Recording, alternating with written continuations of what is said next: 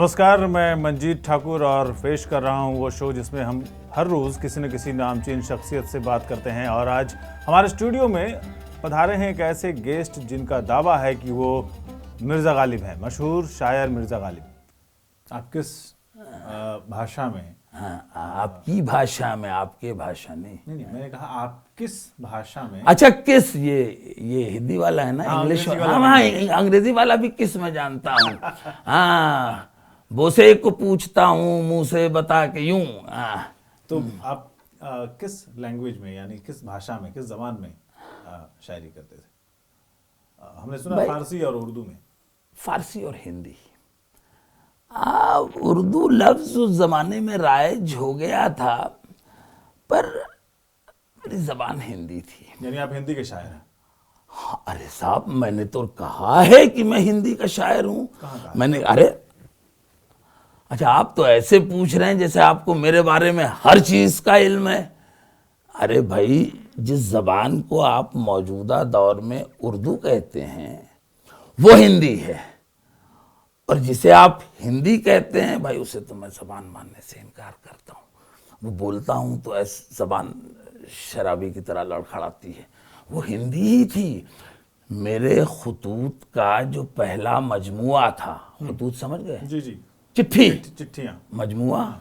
मतलब उसका matter, content. हाँ हाँ हाँ, मजमुआ, संग्रह, संग्रह। अच्छा, संग्रह। जी। देखिए, मैं आपसे संस्कृत भी अच्छी जानता हूँ, जिसे आप हिंदी कहते हैं वो भी मेरे ख्याल से मैं आपसे अच्छी जानता हूँ।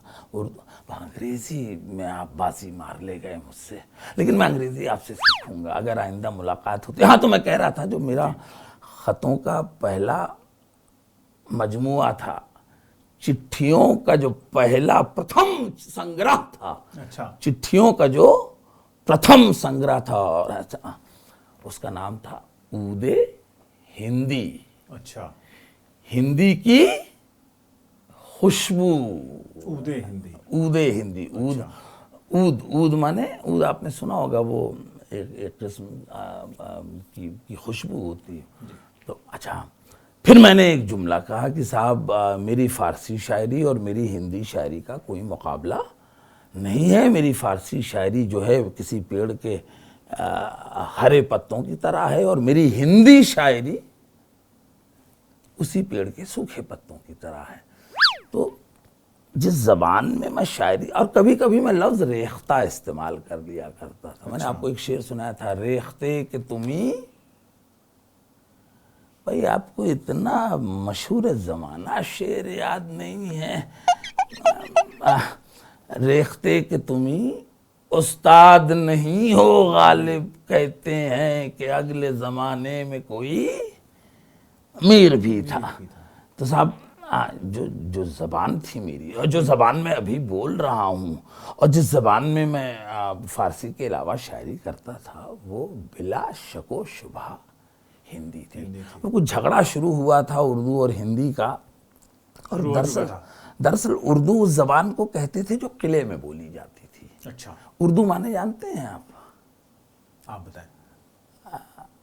आप जो है ना, क्या है, आप एंकर है ना, आप बस उसी का काफिया है उर्दू का मतलब। अच्छा। लश्कर। लश्कर। आप एंकर, उर्दू लश्कर। उर्दू लश्कर। अच्छा। तो लश्कर, क्योंकि लाल किले में लश्कर होता था, अफवाज होती थी, फौजें होती थी। तो फौज के लोग जो है वो मुख्तलिफ जगह के लोग होते थे, मुख्तलिफ ज़बानें बोलते थे। उस जबान को उर्दू कहा जाता, तो लाल किले तक महदूद थी। अच्छा। अब कुछ झगड़ा उगड़ा शुरू हो गया था। मुझे मालूम नहीं भाई, मैं इन झगड़ों में पड़ता नहीं। मेरी ज़बान हिंदी है, मेरी ज़बान हिंदी है, मैं हिंदुस्तानी हूँ। ठीक है गालिब साहब, आपने कबीरदास का नाम तो जरूर सुना होगा। हाँ हाँ हाँ, अरे साहब, उन्होंने लिखा, उस्ताद, उस्ताद का ये दर्जा, आखिरी सवाल है, उस्ताद का दर्जा, आखिरी सवाल है आपसे कि कबीरदास ने लिखा है, साधो पांडे हाँ हाँ निपट कुचाल। हाँ, कबीरदास ने पांडे का जिक्र किया है। आपने कभी अपने किसी अशार में, शेर में, किसी अपने दीवान में ठाकुर को लेकर कोई शेर कहा है? कहेंगे आगे? अच्छा, आप चाहते हैं कि आपके ऊपर मैं कोई शेर कहूँ? जी। मैं अभी कह देता हूँ, अभी कह देता हूँ, सुनिए साहब। जी।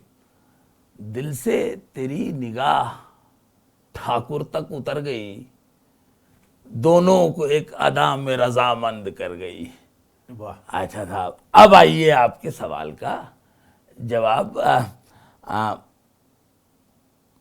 अगर कबीर दास जी ने पांडे पे कहा है तो मैंने भी कहा है पांडे पे। अच्छा। हाँ साहब, सुनिए साहब, बहुत मशहूर ज़माना शेर है, और आजकल तो वो उसका इतलाक़ आजकल की मौजूदा सूरत हाल पे, आजकल के ज़माने पे बिल्कुल नहीं होगा। वो ये है कि देखिए पाते हैं उस शाक बुतों से क्या फैज़, देखिए पाते भाई बड़ा मसला है साहब, आप मिसरा पूरा नहीं करते, शेर पूरा नहीं, बस हिस्से लगाना जानते हैं शेर के। देखिए हम लोग टेलीविजन प्रोग्राम कर रहे हैं, मुशायरे में नहीं बैठे। अरे भाई आप मुशायरे में आप नहीं बैठे हैं, आपको तो मुशायरे में कभी जगह मिलनी भी नहीं चाहिए। आप, मेरी आपसे मुअद्दबाना गुजारिश है, हाथ जोड़ के गुजारिश है, विनती है कि आप कभी मुशायरों में न जाइएगा, ठीक है? सुनने चले जाइएगा, सुनने चले। हाँ, तो मैं कह रहा था कि मैं क्या कह रहा था, मैं पांडे की बात कर रहे हाँ पांडे, नहीं, हाँ पांडे, देखिए पांडे का मैंने देखिए इस्तेमाल किया है। देखिए पाते हैं उस शाक बुतों से क्या फैज़, एक ब्राह्मण ने कहा है कि ये साल अच्छा है, ये साल अच्छा है। लेकिन मेरा आप देखिए मौजूदा सूरत हाल में इस शेर में मैं कुछ तब्दीली करूंगा। अच्छा। देखिए आता है हाथ कब गिरे बाँ उसका, देखिए आता है हाथ कब गिरे बाँ उसका, जिस ब्राह्मण ने कहा था कि ये साल अच्छा है। लेकिन देखिए साहब, एक और अच्छा शेर सुन लीजिए, हमारी आपकी मुलाकातें होती रहेंगी, एक और अच्छा शेर सुनिए। और मैं चाहता हूँ कि आपके तवस्सुत से, तवस्सुत नहीं समझते, बड़ा मसला है भाई, माध्यम से, आपके जरिए, हाँ जरिए, चलिए जरिया समझ लीजिए आप, आपके जरिए से, माध्यम से। आपका शीन काफ बहुत अच्छा है साहब। हाँ, एक बार आशक बोलिए। आशक। वाह वाह वाह वाह वाह वाह वाह वाह, सुभान अल्लाह भाई, मैं बहुत मुतासिर हुआ, वरना जिसे देखो उसका शीन काफ बिगड़ा हुआ है। तो साहब देखिए एक अच्छा शेर सुनिए, वो भी मेरा कहा हुआ, ब्राह्मण पे कहा हुआ है। वफादारी बशर्ते उस्तवारी असले ईमा है, वफादारी बशर्ते उस्तवारी असले ईमा है, मरे बुत खाने में तो काबे में गाड़ो ब्राह्मण को। ब्राह्मण को काबे में कैसे गाड़ेंगे? क्योंकि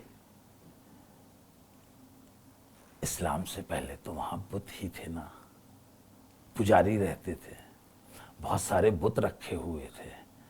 तो वफादारी क्या है, पुजारियों को, बुत पूजने वालों को वहां ले जाओ जहां वो वाकई जहाँ के रहने वाले थे। देखिए साहब, हम इसको वसीउल क़ल्बी कहते हैं, हम शायरों का दिल बहुत बड़ा होता है। तो एक और शेर है, देखिए, गोवा नहीं पे वहाँ के निकाले हुए तो हैं, अगर हम वहाँ नहीं हैं लेकिन वहाँ से निकाले तो जा चुके हैं ना, काबे से इन बुतों को भी निस्बत है दूर की। बुत जो हैं उनका संबंध काबे से भी है, क्योंकि अगर नहीं है अभी तो क्या हुआ, रहते तो थे। गोवा नहीं, आप दोहराइए, मिसरा उठाइए, मिसरा उठाना कहते हैं इसको हमेशा। देखिए अब से आप अपना ये शिआर बना लीजिए, तरीका बना लीजिए आप तो। और मीर तकी मीर का अगर आपने खुदा न खास्ता, क्या कहते हैं आप, इंटरव्यू ले लिया तो वो तो बहुत नाराज हो जाएंगे। तो मिसरा उठाइए, क्या है, गोवा नहीं पेवा के निकाले हुए तो हैं, काबे से इन बुतों को भी निस्बत है दूर की।